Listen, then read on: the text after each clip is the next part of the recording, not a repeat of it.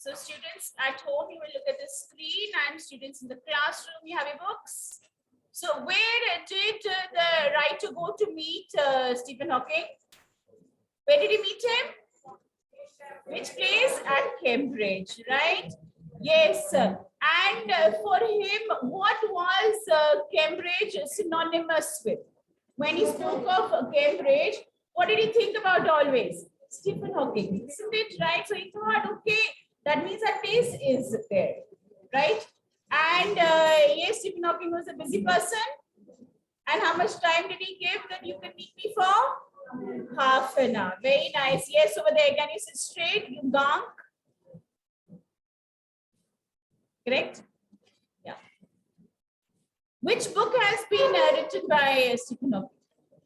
A Brief History of Time. Okay. And when you grow up, and if you are interested in physics, and if you want to read about science, I would suggest you read this. Okay. If you have any interest in physics, you'll really understand it and you'll enjoy reading it. Okay. There's another one, the theory of everything also. And of course, about his about black hole and all that. So we know about this information. Yes. So which page were we?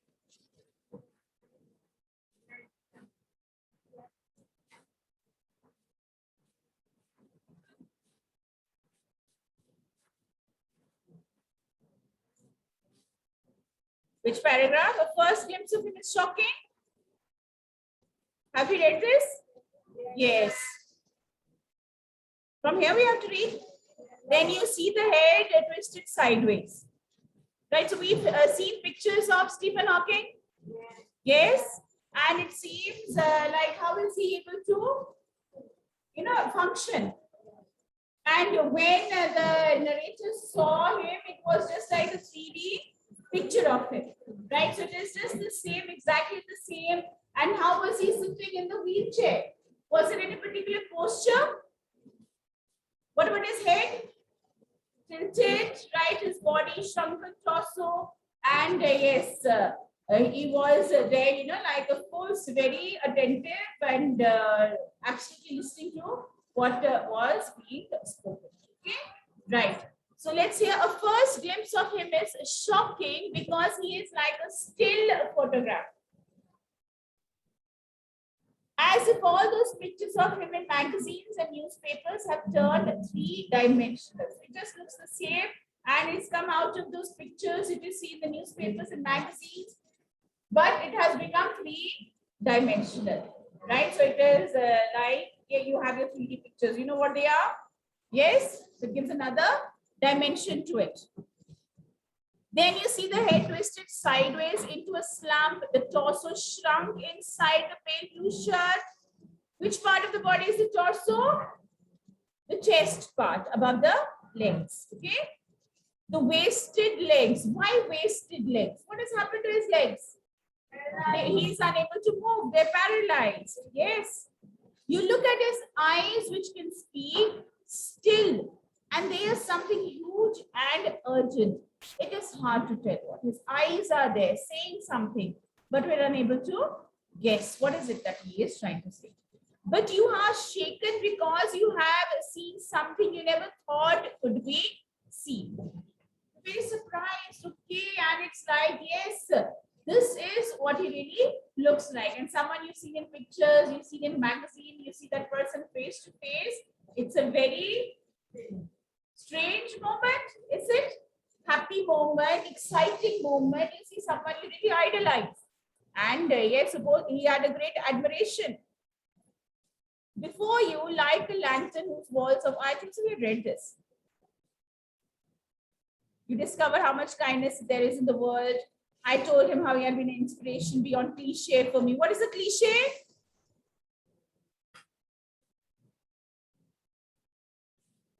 Yeah, we are reading here only. What's a cliche? Something which is said very often, so often that we forget its meaning, right? So yeah, you need to be focused. You should have a dream. You should wake up and, like chase your dreams, things like that. We keep on repeatedly saying. So they become so common and we stop believing them. But he said, no, for me, he was an inspiration. Cliche means I was not telling a lie, right? I was actually speaking the truth. I was not saying something that had been repeated so many times, okay? Is there any advice you can give disabled people, something that might help make life better? They should concentrate on what they are good at. I think things like the disabled Olympics are a waste of time. And a couple of months ago, we've had Olympics for the disabled, and India did very well. Yes, bringing home medals, and even much better than the other athletes. So see how much inspiration, how motivated these people are, right? So in spite of their handicap, they do not give up. But here, what does he think? He thinks that no, don't waste time on disabled Olympics. You know, like don't give your sympathy to them. Make them real people. Give them respect. I know what you mean. I remember the years I spent to play a Spanish guitar considerably larger than I was, and how gleefully I had unstringed it one night. So he tried, you know, like, yeah, I want to be like others. I want to play the guitar. Then one day, what did he do? He removed the strings. So what do you play on the guitar? The strings. And if the strings are not there, what is the purpose of the guitar? Nothing. So he removed the strings so that he would have to learn it. The half hour was up. I think I've annoyed you enough. I said, Brinik, thank you for. So he's going to end the interview or the conversation. Straight. Stay. I waited. Have some tea. I can show you the garden. Surprise. You know, he's going to spend more time with him. So he's very happy. The garden was as big as a park. Right, Sadhika? Yes. But Stephen Hawking covered every inch, rumbling along in his motorized wheelchair while I dodged to keep out of the way. What does this show about his movement? He's covering every inch of the park. He's very familiar. That means he's been going around this park a number of times. He's very comfortable with that place. While I dodged to keep out of the way. Dodged. Dodge means he's not trying to come in his way, right? I might come in front of his chair and stop him. So he's doing his best that I should stay out of the way as he's taking a round of the park. We couldn't talk very much. The sun made him silent. The letters on his screen disappearing in the glare. So in the sunlight, the screen was not visible, right? And he was silent. He was not typing anything at that moment. An hour later, we were ready to leave. I didn't know what to do. I could not kiss him or cry. I touched his shoulder and wheeled out into the summer evening. I looked back and I knew he was waving, though he wasn't. Watching him, an embodiment of my bravest self, the one I was moving towards, the one I had believed in for so many years alone. I knew that my journey was over for now. Yes, so here we have a picture of, who do you think the second picture is? Yes, it's a writer, yes, so he's there, the narrator is there in the wheelchair, and that was why he was so attached to this person that he's like me. He's also confined in a wheelchair, right? And in spite of being in a wheelchair, he did not give up. He was busy with his studies, he was busy with his books, busy with his theory. And yes, he said that you are my inspiration. He was not lying, he was not making up things. He was telling the truth. Okay, right? And yes, so as he was leaving, he thought that yeah, he's waving goodbye, but he wasn't. And because he's unable to move his hand, he's unable to wave also, right? And he thought that, see that person over there behind me in the wheelchair. What is he? Someone I want to be like. I want to be as brave as that person, right? And do you think he had a nice time? He's happy with the time he spent? Yes. What do you call someone you look up to? You admire someone. What do you call that person? An idol, yes, absolutely, yes. An idol, sometimes a role model. Okay, so here he's met his idol, he has met his inspiration, and now it seems as yes, he can now work even more harder, he can put in more efforts, and he's not going to spend the time, feeling sorry for himself. Okay, right. So it is, this is Firdaus Khan from Heaven on Wheels. This is the, okay, so we have finished. So last boy over there, that is Hargun.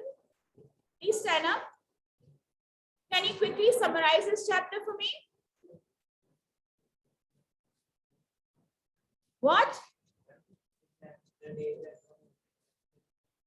Oh, very nice. So when you have online classes or you miss the class, what are you supposed to do? You're supposed to read. You're supposed to ask your friends what we are doing in the class. How can you come to the classroom without reading the chapter? Next, please, last boy over there. Yeah.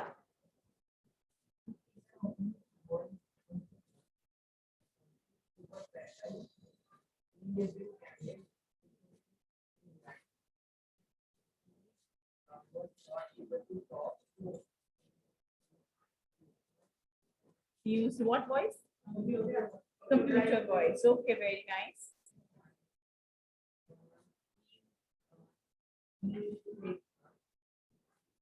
The guitar, no. The narrator, yes.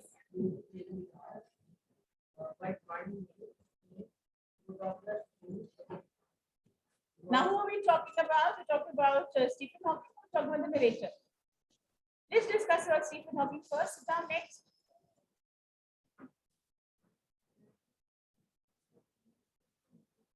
This is your English speaker, Hindi period. Yeah, yeah, please continue.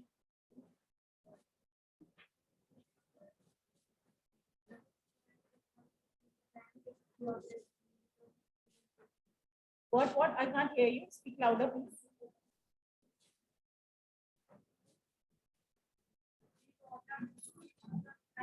Yes.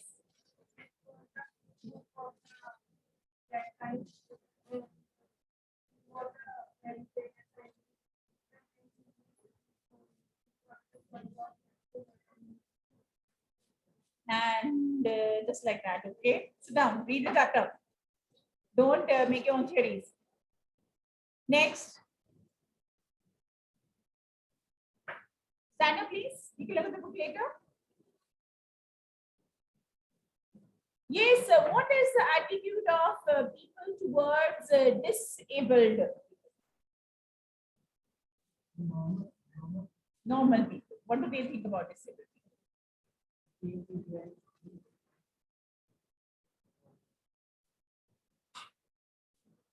They feel pity, yes.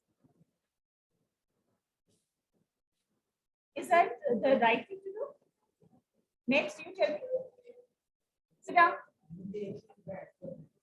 We feel bad for them. Okay, yes. Some people ignore them. Okay. Yes, Raju. I was assuming that they had a episodic problem that's where. So you have a long list of priorities, and then we come to custody.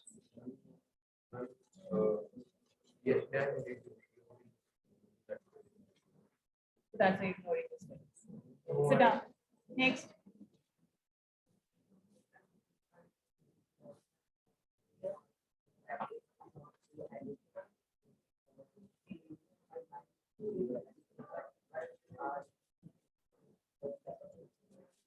Okay. Sit down, sit down. Yes, please, no talking and no discussion. Okay, girls, your last girl, please stand up. How should we treat people with disabilities? This is like what we do. What should we do? Yes. So if we keep on looking at them and keep on feeling, there is saying, sit down, if you look at them and feel sad and sorry and oh, how do you manage, and keep on reminding them again and again, sit down, will it make them strong? Will it make them weak? Or are we making them oppressing them, isn't it? Right? Yeah. Yeah, we think that they cannot do. This is not the right attitude, isn't it? Yes. So how can we deal with this? How can we change our mindset?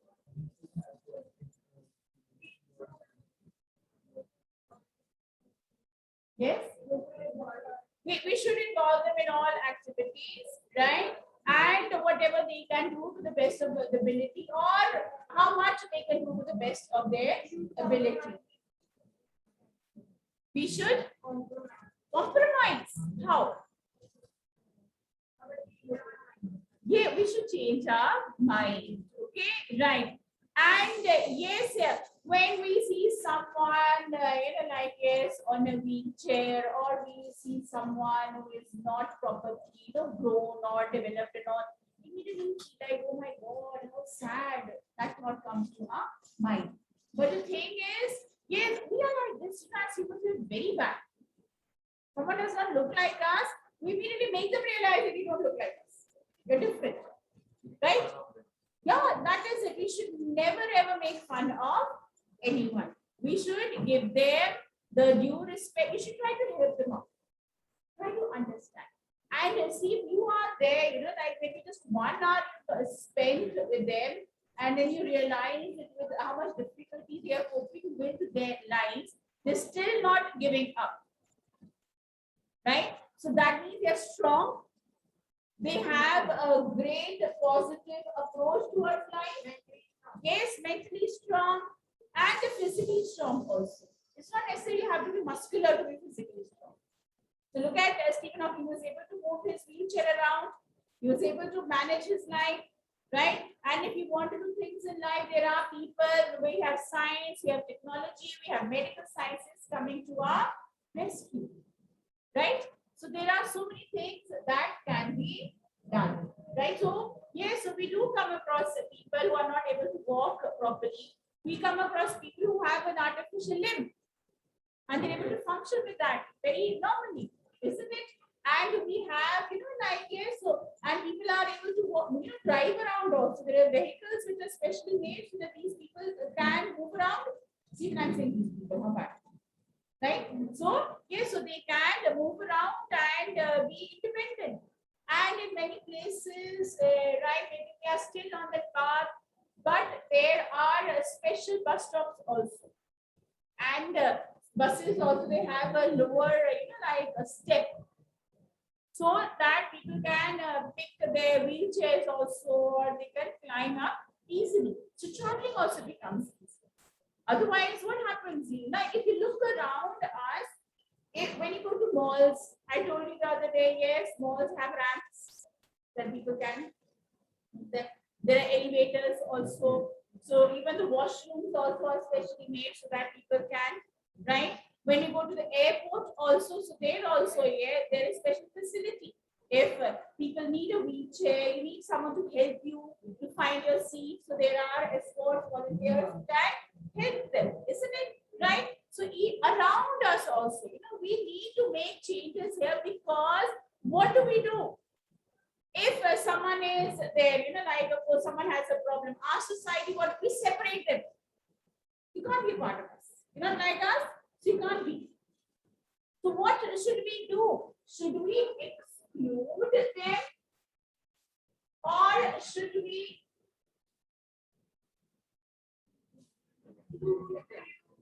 right? So they have to be a part of our society, given opportunities, and yes, so we have, if you get the right opportunity, we're talking about the Paralympics, how well everyone has performed, right?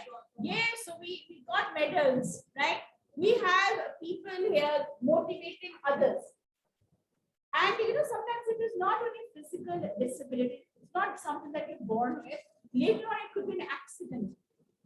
Some people, have you heard about people there with because of hatred or because of revenge?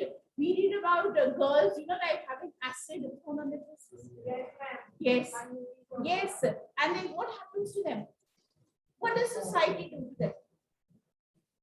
Ignore them, reject them. Discrimination. Very good. So what are we supposed to do?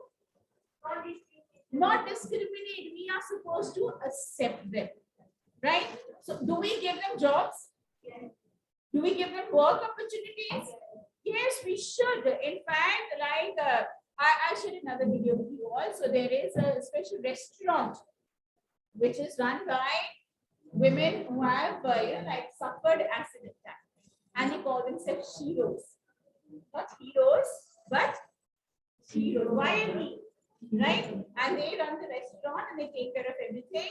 And so it is there, this opportunity they have got. So when we allow, our mindset will automatically change. Instead of going like, oh my God, what has happened? And, turning away as if it's an infectious problem, right? So we need to change our mindset, okay? And it is very, very important. So even in our homes, in our families also, we do come across, right? And just imagine here, we see people dealing with the children who have problems. And we watch them only for one day and wonder how they're managing. And this is something that they do every day of their life, right? So we are there thinking that, okay, 1 hour I spent with them, I am very happy and I'm very, very socially responsible person. But we have their families dealing with them every day. So we need to make our society more understanding. We need to be more inclusive, right? So let us welcome. And yes, schools also we have. It's not everybody is very bright at learning. We have there, right? Just because a person is absolutely fit, fine, healthy, but is not as a good learner as you are. Should we deprive the child of going to school? No. So we have in schools also. Children with slow learners, they are there, right? And yes, so let them be a part of the classroom. We can change our curriculum a little bit. Can be done, no? These things they need to be done. Only then, yes, we will become an inclusive society. Otherwise, we'll keep on showing that how bad we are. Okay, now come and look at this here. Comprehension check. Which is the right sentence? Cambridge was my metaphor for England. So to the writer, Cambridge was a reputed university. England was famous for, or Cambridge was the real England? Third one. Because for him, what was, when he thought about Cambridge, or when he thought about England, he thought about only Cambridge. Who was staying in Cambridge? And did the rest of the country matter to him? No, he was concerned about one person. And yeah, what? Which page are we doing? What? That page is missing, or you have another book? Oh, really? Show me the book. Please check, Arvind, is this page missing, or you can't find the page? Which page is it? Please tell him. 101. Find it. It's there. It's there.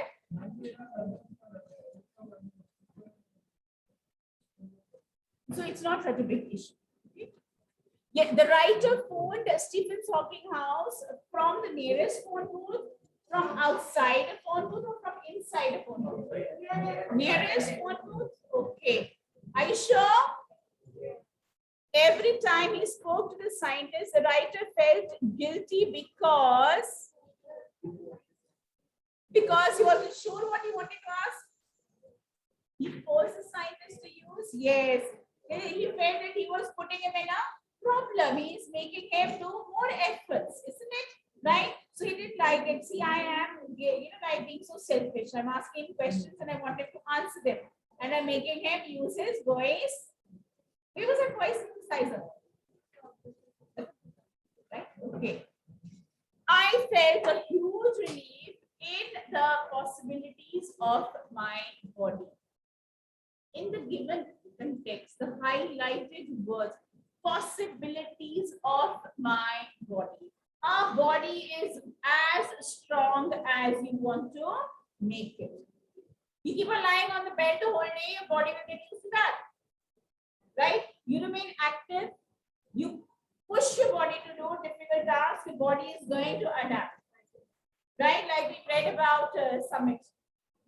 Isn't it? You can climb Mount Everest, you can go to the deepest point in the sea, you go to the coldest place. You only have to control your body and your mind. So there's endless possibilities. In the given context, the highlighted words refer to shifting in the wheelchair, turning the wrist, standing up, speaking, walking, or speaking and writing. First one, possibilities of my body. Okay.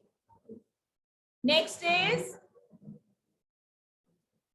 did the prospect of meeting Stephen Hawking make the writer nervous? Was he nervous? Yes or no?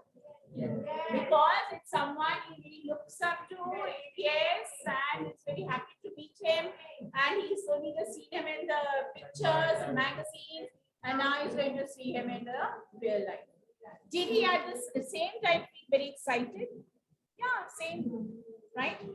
Guess the first question put to the scientist by the writer. What was the first question the scientist asked? Who was the scientist?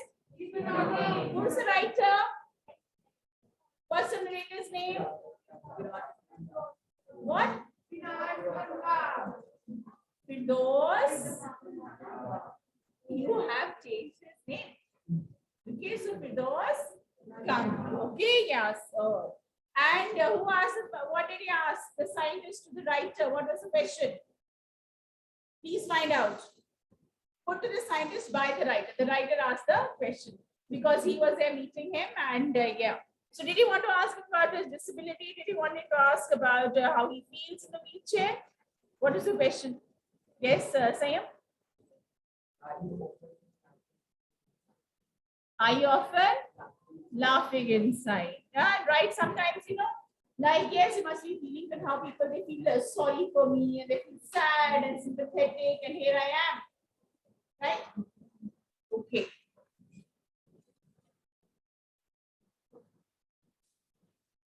Stephen Hawking said, I have had no choice. Does the writer think there was a choice? What was it? Was it a choice? No choice. In which context is he speaking? Find out, please. Let us learn to read the text again and again. What choice is he talking about? I've had no choice regarding what? To be brave, absolutely. So there was no choice. He had to be brave. If he wanted to survive, or he could have been a sorry figure lying in the wheelchair his whole life. But instead, what did he decide to do? He decided to use his mind to control his body. And this is how it happens. A mind can control right? Yes, of course it can control our whole body. I could feel his anguish. What could be the anguish? Anguish means pain. What could he feel? What was the anguish? What is it that he's making so much of effort to speak? He has to type. What's the anguish?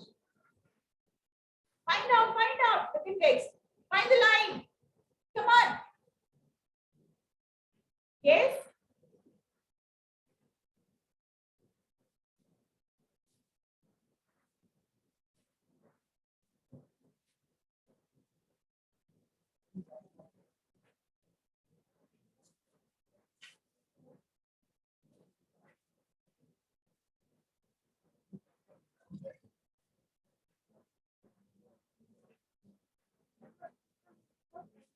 Anguish is pain.